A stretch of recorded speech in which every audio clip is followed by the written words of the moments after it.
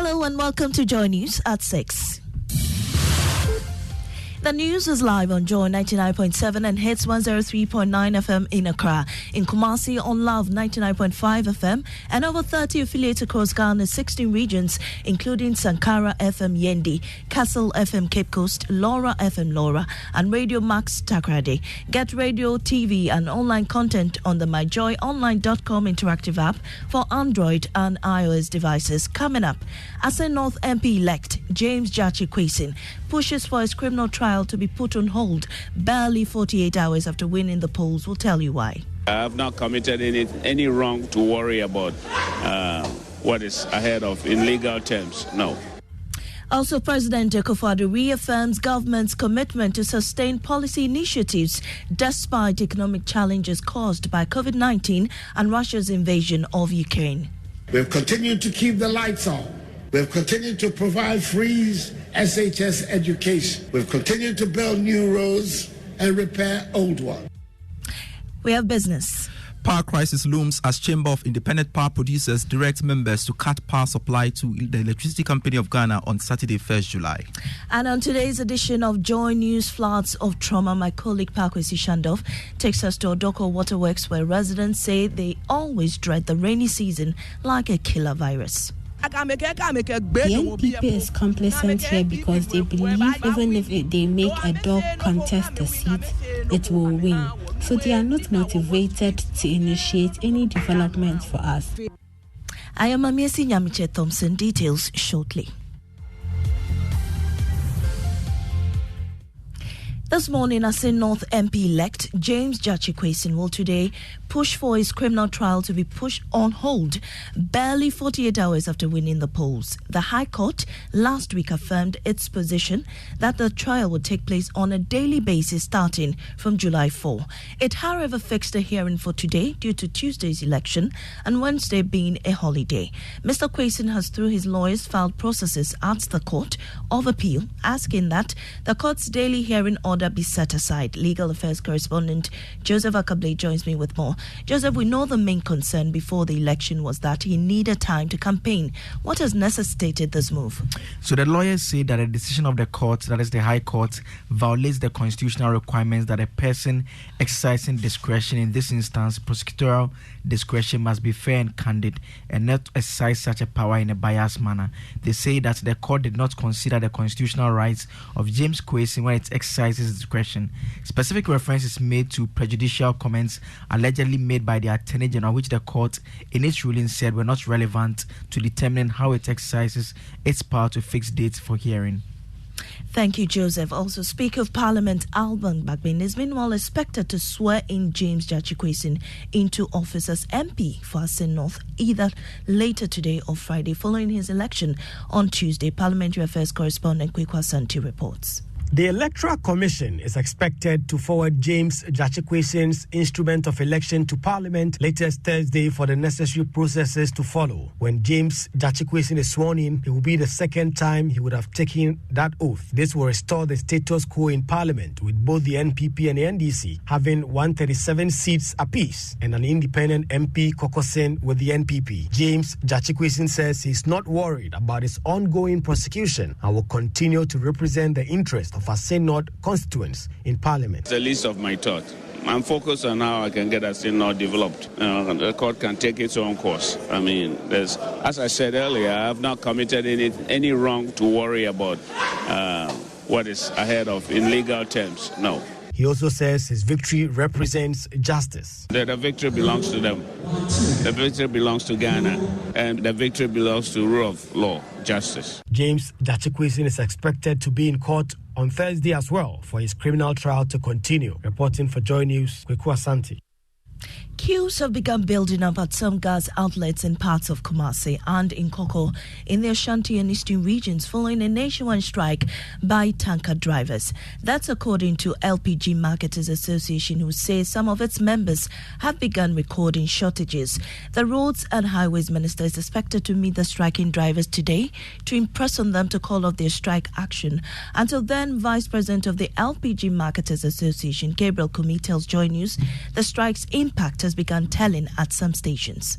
I've been to a gas station at Kentinkrone in Kumasi. Already there are queues there. I've also been to one at and I've seen a lot of queues there. On Monday, I did predict that by Wednesday, if this situation is not resolved, we will start seeing queues in the outlets. And if this should prolong to Friday, we are in for chaos. And even the petrol stations. Chairman of the Tanker Drivers Association, George Nyanu, says they expect the minister, Quayson Amakwata, to commit to fixing the roads leading to their depots as they meet today. The strike is still going on. Just yesterday, immediately we called the strike. In the evening, the road and highway minister called me and said he's out of the country. So hopefully he will be in today. Therefore, he would like to engage us. I said, okay, fine. As a honorable, we will give you that honorable respect. So anytime you are ready to meet us, we will call all the executives to meet you, to listen to what you have for us. But what we are looking for is only to fix the road for us. Chairman of the Tanker Drivers Association, George Nyanu.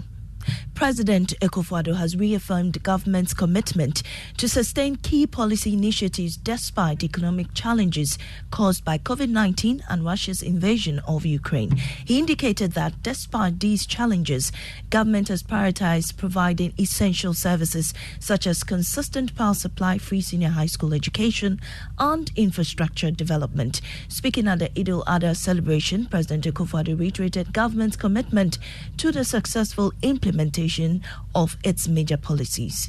We have continued to keep the lights on. We have continued to provide free SHS education. We have continued to ensure drone delivery of critical medicines to needy and remote communities. We have continued to keep the operation of the Zongo Development Fund.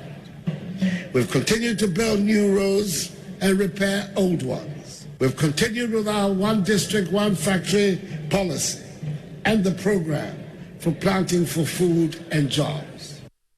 And you had President Akufo-Addo. With the rainy season fast approaching, scores of Ghanaians in waterlogged areas continue to live in fear.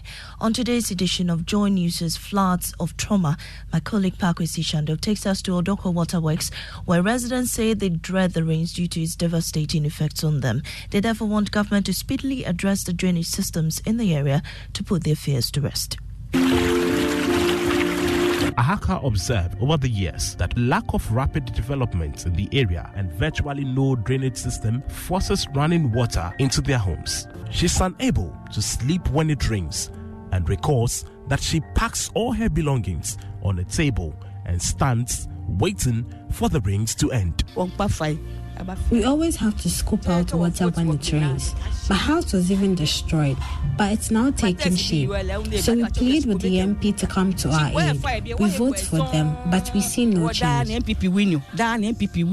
Naja Saki and Juliana Ankra recount that they always dread torrential rain. The NPP is complacent here because they believe even if they make a dog contest the seat, it will win. So they are not motivated to initiate any developments for us. A tour of the area revealed a lack of sufficient drainage facilities in the entire neighborhood. But the Member of Parliament for the area, Sheila Battels, while sympathizing with the plights of her constituents, she however blamed the situation on the indiscriminate disposal of waste in the drains in the neighborhood. All we will do is to encourage the residents of Ablikuma North, please don't put rubbish in the drains. Komfo-Anokye never broke his allegiance to the Asante Kingdom. Baptist School, named after the revered fetish priest, Komfo-Anokye Senior High School, have ditched loyalty to the Asante Kingdom by booting out Asanteman Senior High School to make its first appearance at the national tournament of the National Science and Maths Quiz. They beat it by a 4-point margin to secure a slot at the preliminary stage of the competition. Emmanuel Bright Kweku has more. Wonderful Anokye, wonders shall never arise beside the school's name. Let's go out, we fear no foe. We shall pursue until victory is ours. In what I describe as an Asante battle between them Asanteman or Komfo-Anokye Senior High School, Asaribediako, and then Juabin Senior High School, they have managed to overtake them. When I came for the balloting and I saw that Asanteman and then Juabin teaching Asaribediako. In fact, there is a biological term called loop. So my heart rate was beating loop. When we got the next one and then they clapped their hands for us, I got the confidence that there is hope. Therefore, I thank everyone for trusting me. So overwhelmed, like it's out of imagination. We even didn't think about this victory at all. Prempeh College, the regional championship, we want to be in the same seat with you, and we are coming live and color. Emmanuel Bright-Kweku's report there. And that's it for the bulletin. In our top story, Assin North MP elect James Gyakye Quayson is pushing for his criminal trial to be put on hold barely 48 hours after winning the polls. I'm Amesi Nyamche Thompson. Business is next on the Super Morning Show. You know, Papa, see that? And it's Ricky Tika. Hey, Papa.